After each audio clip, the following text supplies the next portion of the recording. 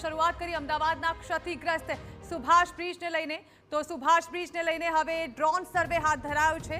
ઝારખંડ અને બિહાર બાદ ગુજરાતના અમદાવાદમાં પણ બ્રિજનો ડ્રોન દ્વારા સર્વે હાથ ધરાયો છે.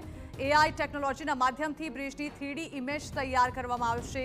સેન્સર દ્વારા બ્રિજની તિરાડ, સ્પાન અને ઉપરના હિસ્સાનું રેકોર્ડિંગ કરાશે.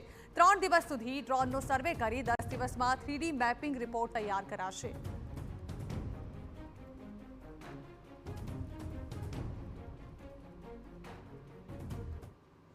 સુભાષ બ્રિજને લઈને અમદાવાદ મ્યુનિસિપલ કોર્પોરેશન અને રાજ્ય સરકાર હરકતમાં છે.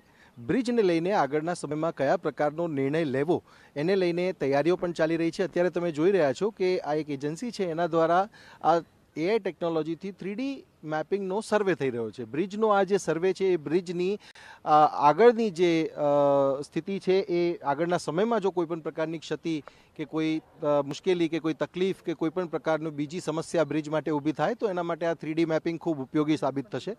આ જે એજન્સી છે એ એજન્સી દ્વારા સર્વે કરવામાં આવી રહ્યો છે. લગભગ 2-3 દિવસ સુધી આખું આનું 3D મેપિંગ કરવામાં આવશે. એક બારીક બાબત એમ કહી શકાય કે બ્રિજની આખી એક રેપ્લિકા જે કમ્પ્યુટર મોનિટર ઉપર પણ જોઈ શકાશે. અને આ સમગ્ર જે સ્થિતિ છે એ સ્થિતિ આવનારા દિવસોમાં બ્રિજને લઈને કોઈપણ પ્રકારના બીજા નિર્ણય લેવાની જરૂર પડે કે એના અંદર કોઈ પરિવર્તન કરવાની જરૂર પડે કે એને રિપેર કરવાની જરૂર પડે તો એના માટેની આ જે પદ્ધતિ છે એ પદ્ધતિનો ઉપયોગ અહીંયા કરવામાં આવી રહ્યો છે. અને આપ જોઈ પણ શકો છો કે અહીંયા જે કમ્પ્યુટર મોનિટર છે અને આ સેટેલાઇટ છે એ સેટેલાઇટથી આ ઇમેજ જે એમના સર્વરમાં ત્યાં સ્ટોર પણ થઈ રહી છે. અને ત્યારબાદ જે બ્રિજ છે એ બ્રિજનો આખો મેપ તૈયાર થશે. અને જેના કારણે જે સ્ટ્રક્ચરલ એન્જિનિયર્સ છે એ સ્ટ્રક્ચરલ એન્જિનિયર્સને ફ્યુચરમાં બ્રિજને લઈને કોઈ પણ એવી જરૂરિયાત હશે તો એ આ મેપિંગને કારણે એના અંદર કોઈ પણ સુધાર કે કોઈ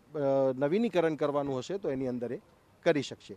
કેમેરામેન દીપક સેન સાથે સચિન પાટીલ, TV9 અમદાવાદ.